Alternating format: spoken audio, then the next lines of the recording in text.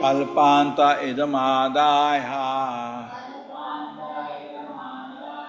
Shayane ambasi udanvataha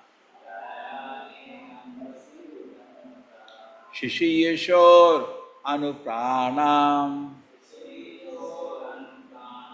Shishiyeshor anupranam Viveshe antaraham vivoho Kalpanta idamadaya Shayane ambasi udanvataha Shishiyeshor anupranam Shishiyeshor anupranam Viveshe antara aham vivoho Kalpantamidamādāya Shayāni ambasi udanvataha Shishayeshor anupranam Viveshe antara aham vivoho Kalpantamidamādāya Shayāni ambasi udanvataha Shishayeshor anupranam Viveshe antara aham vivoho Kalpantamidamādāya Shayāni ambasi udanvataha Shishayeshor anupranam Viveshe antara aham vivoho Kalpantamidamādāya Shayāni ambasi udanvataha Shishayeshor anupranam Viveshe antara aham vivoho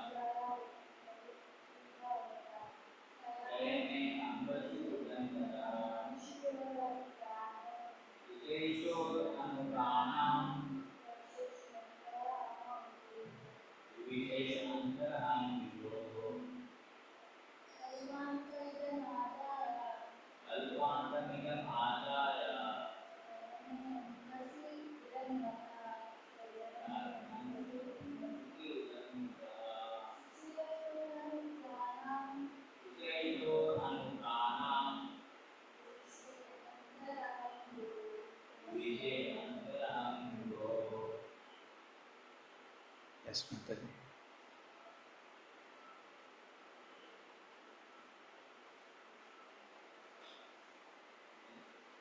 चलो next hey आपका हो गया Kalpantaye at the end of the Brahma's day idam this adaya taking together Shayani having gone to lie down Ambasi in the causal water Udanvataha devastation Shishayesho the lying of the personality of Godhead Narayana Anupranam breathing Viveshe entered into Antaha within Aham I Vibhoho of Lord Brahma. At the end of the millennium, as the personality Godhead Lord Narayana lay down in the water, devastation, Brahma began to enter into him along with all the creative elements. And I also entered through his breathing. At the end of the millennium, when the personality of Godhead, Lord Narayana, lay down in the water or devastation, Brahma began to enter into him along with all the creative elements. And I also entered through his breathing.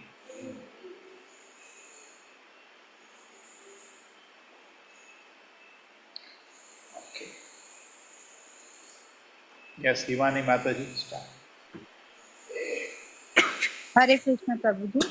All glories to Srila Prabhupada, purport by Srila Prabhupada. Narad is known as the son of Brahma, as Lord Krishna is known as the son of Vasudeva. The personality of Godhead and his liberated devotees like Narad appear in the material world by the same process. As it is said in the Bhagavad Gita, the birth and activities of the Lord are all transcendental.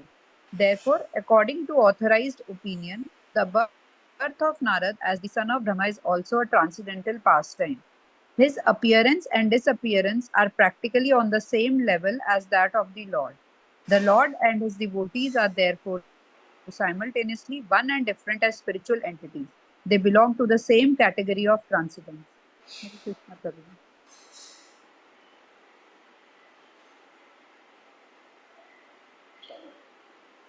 After 4 billion, 300 million solar years, and Brahma awoke to create again by the will of the Lord, all the rishis like Marichi, Angira, Atri, and others so were created from the transcendent body of the Lord, and I also appeared along with them. Okay, now give one more person a chance. Yes. Vishwakarma ji, Hare Krishna. Hare Krishna Prabhuji. The duration of a day in the life of Brahma is 432 crore solar years. This is started also in the Bhagavad Gita. So far, this period Brahmaji rests in Yoga Nidra within the body of Garbhodaksha Vishnu, the generator of Brahma. Thus, after the sleeping period of Brahma, again creation by the will of the Lord through the agency of Brahma. All the great rishis again appears from different parts of the transcendental body, and Narada also appears. This means that Narada appears in the same transcendental body, just as a man awakes from sleep in the same body. Sri Narada is eternally free to move in all parts of the transcendental and material creations of the Almighty. He appears and disappears in his own transcendental body, which is without distinction of body and soul, unlike conditioned beings. Hare Krishna Prabhu. Antarbahi cha lokam stri parayemi askandita vrataha Hare Askundita Vrataha anugrahan mahavishnuho Anugraha Vishnu avighata gati kvachir. Abhigata Gati. Since then, by the grace of the Almighty Vishnu, I travel everywhere without restriction, both in the transcendental world and in the three divisions of the material world. It's because I am fixed in the unbroken devotion service of the Lord. Since then, by the grace of the Almighty Vishnu, I travel everywhere without restriction, both in the transcendental world and in the three-dimensional world. It's because I am fixed in the unbroken devotion service of the Lord.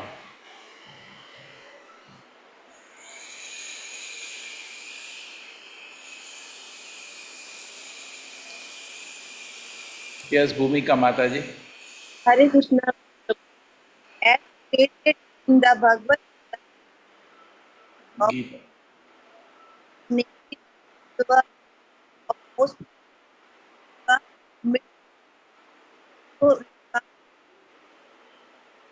Urdu Loka planet that to above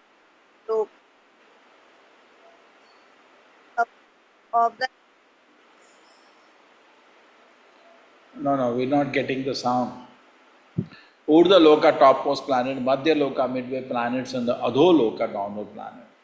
Beyond the Urdhva planet, Loka planet, there is to say our Brahma Loka, are the metal covering of the universe, and above there is a spiritual sky which is unlimited in expansion, containing unlimited self-illuminated Vaikuntha planets, inhabited with God Himself along with His associates, are all eternal liberated living entities. Sri Narad Muni could enter all these planets in both the material and spiritual spheres without restriction, as much as the Almighty Lord is free to move personally in any part of His creation. In the material world, the living beings are influenced by the three modes of material nature, namely goodness, passion, and ignorance. But Sri Narad Muni is transcended to all the material modes, and thus he can travel everywhere unrestricted. He is the liberated spaceman. The causeless mercy of Lord Vishnu is unparalleled, and such mercy is perceived by the devotee only by the grace of the Lord. So the devotees, therefore devotees never fall down, but the materialists, that is the fruity workers and the speculative philosophers, do fall down, being forced by their respective modes of material nature. The rishis, as I mentioned, cannot enter into the transcendent world like Narada. This fact is disclosed in Narasimha Purana. Rishi like Marichi, authority in fruity work. Rishi like Sanaka and Sanatana are authority in philosophical speculation. But Narad Muni is the prime authority for transcendental devotional service of the Lord. All the great authorities in devotional service of the Lord follow in the footsteps of Narad Muni in the order of the Narada Bhakti Sutra, and therefore all the devotees of the Lord are unhesitantly qualified to enter into the kingdom of God. Om Jnanatimirandasya Jnananjana Shalakaya Chakshurmilitam Yena Tasmai Shri Gurave Namaha. Namo Vishnupadaya Krishna Prishtaya Bhutale Srimate Bhakti Vedanta Swami Niti Namine. Namaste Saraswate Deve Gauravani Pracharine Nirvisheshaya Shunyavadi Pashat Deshatarine. Jayo Shri Krishna Chaitanya Prabhu Nityananda Shri Advaita Gadadhara Shivasati Gaura Bhakta Vrinda. Hare Krishna, Krishna Krishna, Hare Hare, Hare Rama, Rama Rama, Hare Hare. Antarbahi cha lokam strin Pariyemi askandita vrataha Anugrahan Mahavishnoho Avighata Gate Kvache. Since then, by the grace of the Almighty Vishnu, I travel everywhere without restriction, both in the transcendent world and in the three divisions of the material world. This is because I am fixed in the unbroken devotional service of the Lord. Hare Krishna, everybody. तो आज discussion है freedom का। देखिए, अलग लोगों को अलग अलग लेवल का फ्रीडम होता है। ये सब आपके ज्ञान पे डेवलप करते हैं। कुछ लोग पैदल चल सकते हैं, कितना चलोगे? कुछ लोग थोड़ा और बुद्धि घोड़े पे चलते हैं, थोड़ा और डिस्टेंस जा पाते हैं। फिर साइकिल हो गया, कार हो गया, थोड़ा डिस्टेंस बढ़ जाता है। फिर एरोप्लेन हो गया, और डिस्टेंस बढ़ जाता है। अभी स्पेसशिप बनाए, कुछ बनाए, और बढ़ गया। लेकिन थोड़ा और दूर सोचे तो बहुत बड़ा ब्रह्मांड है। अभी बोलते हैं कि ट्रैवल करने के लिए कुछ कितना 100 लाइट ईयर्स होगा, तो लाइट का स्पीड से ट्रैवल करने तो इतने साल लगेंगे, मतलब बहुत दूर है सब कुछ। तो जो हमको रात को दिखता है उधर पहुंचना भी असंभव है, तो उधर का इंफॉर्मेशन मिलेगा कैसे हमको? तो शास्त्र पूरे ब्रह्मांड का इंफॉर्मेशन देते हैं। ओके, तो आपके पास ज्ञान के हिसाब से अपना ट्रैवल डिस्टेंस करता है, और भौतिक लोक के पार आपका वैकुंठ लोक का डिस्कशन है शास्त्र। और वैकुंठ लोक में आदमी असली में सुखी होता है। वैकुंठा, उधर कोई चिंता नहीं है। इस दुनिया में कुछ ना कुछ चिंता रहती है।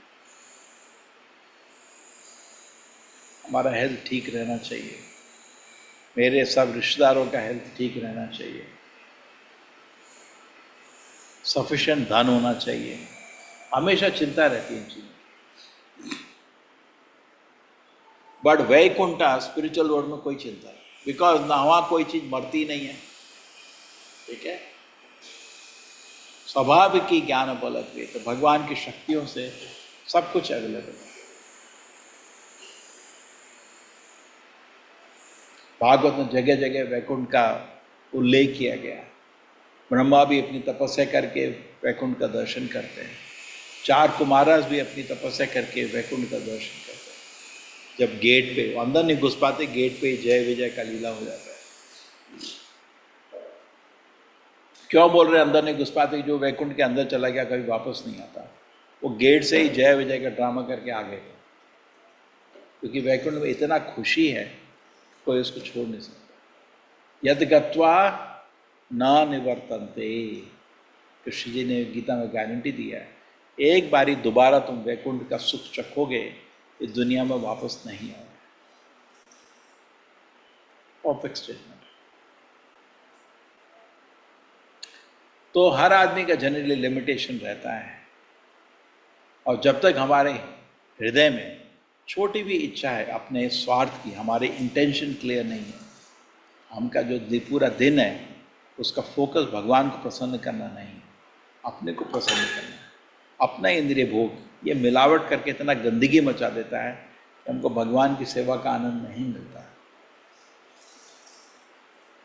अभी जैसे भोग लग रहा है भगवान, सभी लोग भोग लगाते हैं, लेकिन जो भक्त भोग लगाता है भगवान को अत्यंत प्रिय होता है, बिकॉज वो सेवा भाव से की गई चीज।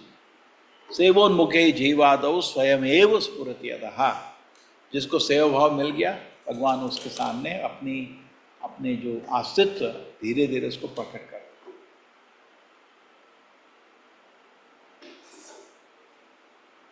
तो अपना कैपेसिटी के हिसाब से आप ट्रैवल कर सकते हो।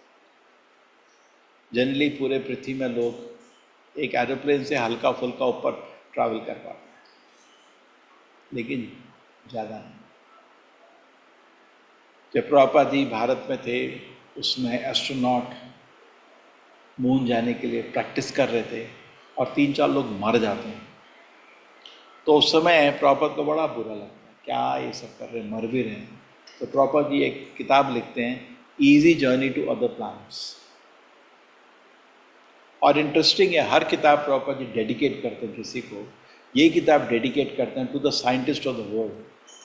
वो इतना कष्ट ले रहे हैं अलग अलग प्लैनेट जाने के लिए, आप बहुत आसानी से किसी प्लैनेट जा सकते हो। कैसे? भगवद गीता में लिखा है, यान्ति देव व्रता देवान् पितृयान्ति पितृव्रतः। याद नहीं ये वाला श्लोक? ये वाला श्लोक है, भूतानि यान्ति भूतेजा मद्याजियानोऽपि माम्। तो आप अगर देवता का पूजा करोगे तो उसके लोक में जाओगे। पितृयान्ति पितृव्रतः, पितरों का पूजा करोगे तो उस लोक में जाओगे, पितृलोक में। भूतानि यान्ति भूतेजा, भूत का पूजा करो तो दूसरे भूत बन जाओगे। मद्याजियानोऽपि यान्ति माम्, और जो मेरी पूजा करेगा भगवत धाम आ जाएगा। तो बुद्धि नहीं है कि भगवान की पूजा करो भगवत धाम चले जाओ, है ना? क्योंकि भूत की पूजा करके भूत बन के क्या करना है? लोगों को डराना है बस। क्या करेंगे? फिर कोई बॉटल में घूम करके तुमको बंद कर देगा, है ना? ऐसा दिखाते ना, अरे ऐसा कोई तांत्रिक आपको पकड़ेगा। भूतों की बड़ी दुनिया होती है, उसमें बड़े भूत होते हैं, किसी को पीटते हैं, बड़ा शांति कहीं पे नहीं है। जैसे समुद्र से मछली निकाल के बाहर रख दो, छटपटाती है ना, छटपटाती है ना। हम लोग भी भगवान की सेवा से दूर होके इस तरह दुखों की छटपटा रहे हैं। यही नहीं कि हमको इस दुनिया में शांति सुख नहीं मिल रहा है, बहुत मुश्किल बन गया जी।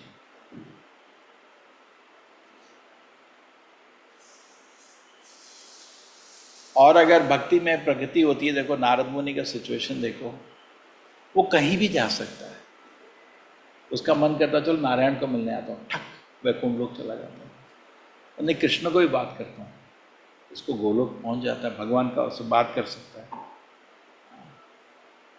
मृत्यु लोक में भी जितने बड़े बड़े भक्त हैं सब उन्हीं के शिष्य थे। प्रहलाद महाराज उन्हीं के शिष्य हैं, ध्रुव महाराज उन्हीं के शिष्य हैं, बड़े बड़े आचार्य जितने देखोगे आप सब उनके शिष्य हैं। प्रहलाद महाराज, ध्रुव महाराज, है ना, नारद को शिष्यों की कोई कमी नहीं है।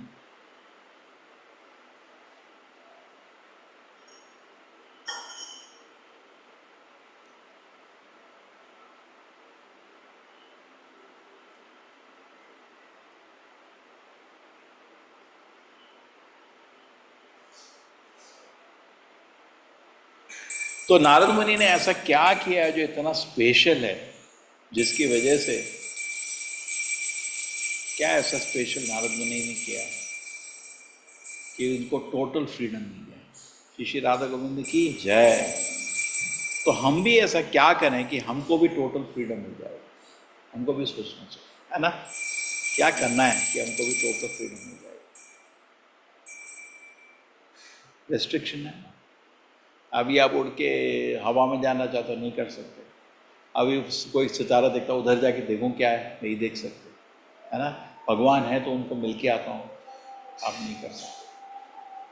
तो जो चीज़ नारद ने करी थी, अगर आप भी उसी चीज़ को फॉलो करेंगे तो आपको भी टोटल फ्रीडम मिल जाए।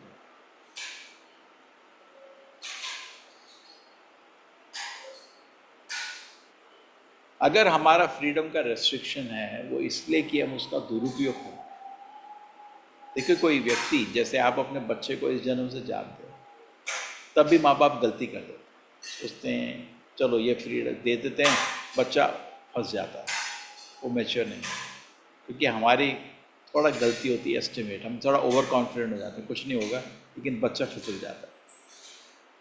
लेकिन भगवान वो गलती नहीं कर सकते, क्यों? वो उस बच्चे को करोड़ों जन्म से देख रहे हैं, पूरा मालूम है कैसा है। जैसे कर्म का थ्योरी तभी ऐसे ही काम करता है। अभी आपको थप्पड़ पड़ने का कर्म, कह रहे किसी जन्म में आपने थप्पड़ किसी को मारा था, अब आपको विपरीत थप्पड़ पड़ने का, कितना ऑनलाइन मैनेजमेंट है सोचो। उस समय भगवान को एक ऐसा व्यक्ति उधर लाते हैं जो उनको मालूम है मारेगा थप्पड़,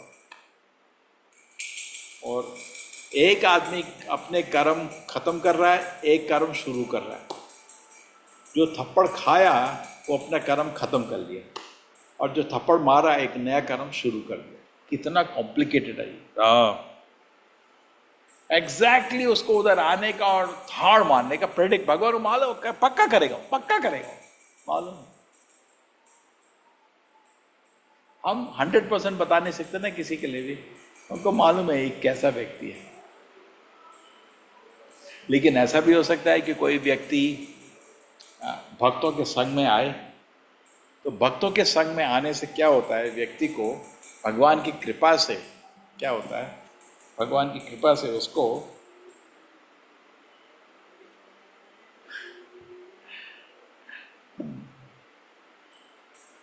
कर्म निकल जाते हैं। तो आप एक घर में रह रहे हैं, सब शांति से जप कर रहे हैं, सब भक्त बने हैं, उस घर के अंदर कर्म भी एंटर नहीं कर पाता। जैसे आपको थप्पड़ पड़ना, थप्पड़ मारने वाला है ही नहीं कोई, सब शांत है, हरे कृष्ण कृष्ण कृष्ण हरे हरे, हरे राम राम राम हरे हरे। सारे कर्म आके घर के बाहर बैठे बैठे बैठे बोर हो जाते हैं, बिकॉज उस घर में पूर्ण शांति है। अगर मेरे को कर्म देने का तो एक दूसरा आदमी होने का जो उपद्रव करे, वो है ही नहीं। तो मंदिर में भी अगर अच्छा वातावरण हो, सब वक्त अच्छे से जप कर रहे हैं, तो जो कर्म पुरुष है वो मंदिर के गेट में बैठा बैठा बोर हो जाएगा। कैसे उसके पास जाऊं मैं, कोई रास्ता ही नहीं है। अब किसी की पिटाई होनी है, अब सब मंदिर में शांत लोग हैं, वो पिटाई का कर्म आएगा कैसे, अंदर घुस ही नहीं सकता वो, बैठा बैठा गेट में बाहर होकर पेट के चला जाएगा। ये दूसरा एग्जाम्पल देखो। जैसे समझिए,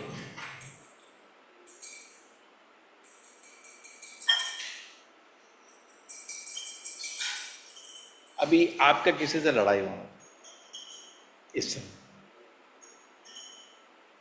वो लड़ने वाला आदमी गेट में आके बैठेगा, अंदर नहीं आएगा। मंदिर में ऐसा आदमी घुसते नहीं।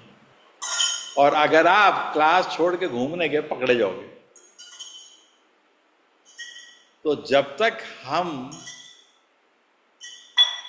भगवान की सेवा में लगे हुए हैं, हमारे कर्म को हमें छूने का समय भी नहीं मिलता, अवसर भी नहीं मिलता। और जैसे ही हम भगवान की सेवा छोड़ के इधर उधर भगते हैं, तब माया का प्रभाव शुरू हो जाता है। जैसे आप सूरज की तरह चल रहे हैं, तो अंधकार को अवसर नहीं मिलता। तो हमारे हृदय में भी कमियां हैं, शॉर्टकमिंग्स हैं। लेकिन अगर हम कभी भी बिजी रहते हैं ना अच्छे संग में, तो हमारी कमजोर को भी अवसर नहीं मिलता हमको तंग करने का। ठीक है, लॉजिकली। लेकिन नारद मुनि ऐसे कैटेगरी में नहीं है। नारद मुनि का हमने विवरण सुना था, उनको भगवान का दर्शन हुआ था, भगवान दर्शन फिर बंद कर दिए थे, और उसके बाद बोले थे देखो तू तो रेडी नहीं है अभी, तो रेडी हो, साधना कंटिन्यू कर। तो नारद ने साधना कंटिन्यू करी बहुत सीरियसली, और भगवान ने प्रसन्न होकर उसको मुक्त कर दिया। अब नारद मुनि मुक्त होके फिर ब्रह्मा जी का जो जीवन का, ब्रह्मा जी का दिन कंप्लीट होता है, तो ब्रह्मा जी की रात कितनी है? 4,320,000,000। बहुत बड़ी रात होती है। वो उसमें सुसुप्ति रहता है, डीप स्लीप। और फिर जब ब्रह्मा जी उठते हैं, फिर सृष्टि शुरू हो जाती है, और नारद मुनि को कुछ भी भूलता नहीं। तो भक्ति में अगर आप जो भी कर रहे हो, जैसे मंदिर आए, भक्तों के साथ कीर्तन किया है, कभी नहीं भूलोगे। अगले जन्म में भी भगवान याद करा सकते, क्योंकि ये चीज ही इतनी अच्छी है। नेहा बिरकमनाशो अस्ति,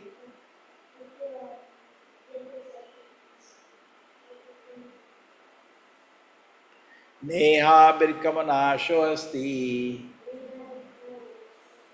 प्रत्यवायो न विद्यते, स्वल्पोऽप्यस्य धर्मस्य त्रायते महतो भया।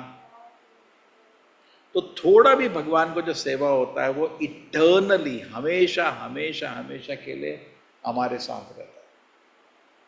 तो नारद मुनि ने जो भगवत सेवा में जो बुद्धि लगाई, देखो तो हमारा चॉइस था।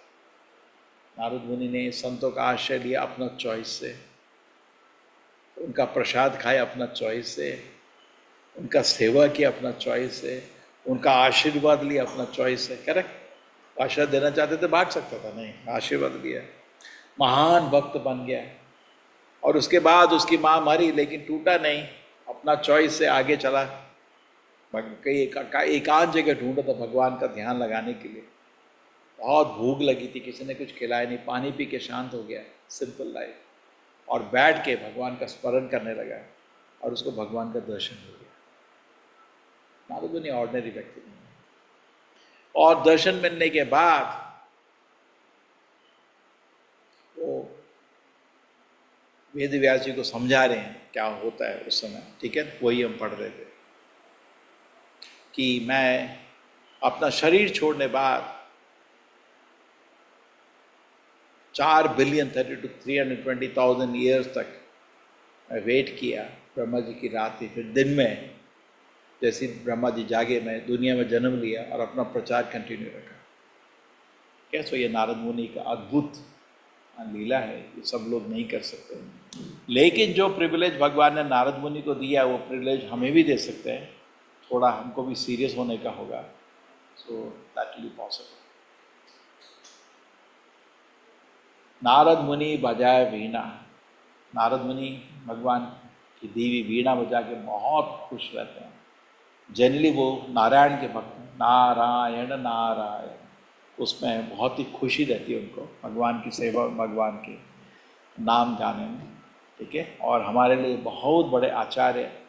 तो आज उनका विवरण है। प्रभुपाद जी बोलते हैं नारद मुनि बहुत कृपा करके भागवतम के श्लोकों में आ गए हैं अभी। ठीक है, उसी तरह ये बहुत शुभ है एक महान भक्त के बारे में सुनने का। और हम भी अगर सीरियस होके नाम जप करेंगे, भक्ति में प्रगति करेंगे तो एक दिन नारद मुनि की तरह पूर्ण रूप से स्वतंत्र हो जाएंगे।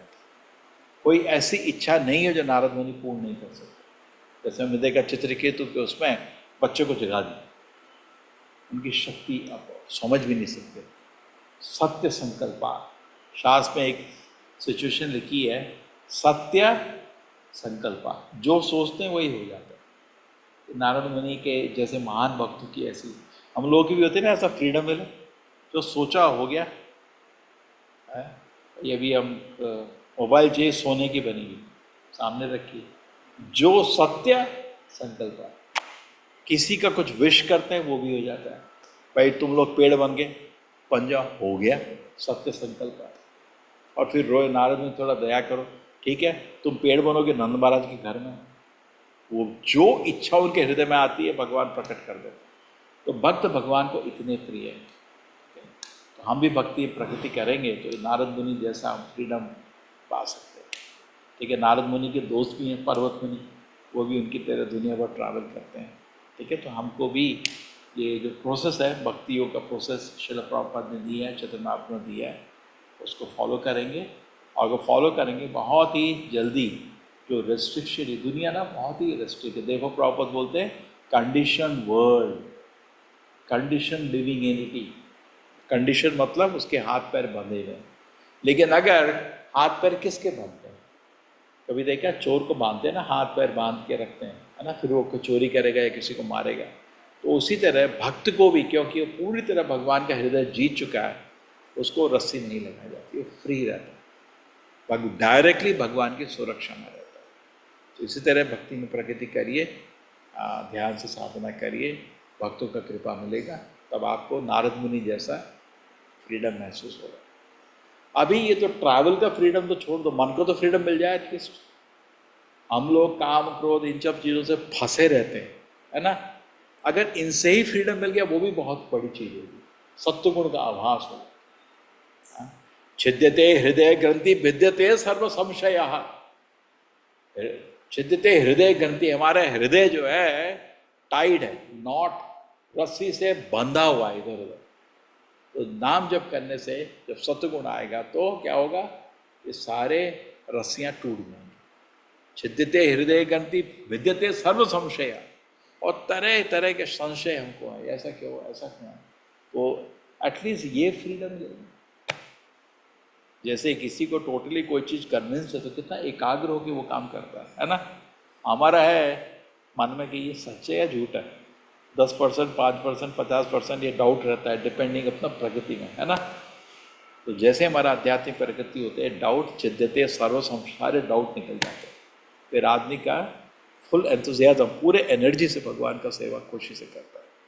नारद मुनि का सोचिए कितना फॉर्चुनेट पोजीशन है। देखिए, जिसको भी आप फॉर्चुनेट सोचते हैं अपने दिल से, आप उस व्यक्ति को कुछ करना चाहते हैं, है ना। मैं भी उसके जैसे कैसा बन सकता हूँ। तो ये बहुत सिंपल एक एग्जाम्पल दिया गया। आप ध्यान से नारद मुनि की तरह ध्यान से नाम जप करिए और बहुत ही जल्दी आपको आध्यात्मिक इतना प्रगति होगा, आप भी नारद मुनि जैसा ही कर सकते हैं, है ना। तो नारद मुनि कहीं भी जाते हैं, भगवान का पूजा शुरू करते हैं, लोगों को सेवा में लगाते हैं और हमेशा भगवान की सेवा में खुश रहते हैं। श्रील प्रभुपाद की, श्रीमद् भागवतम की।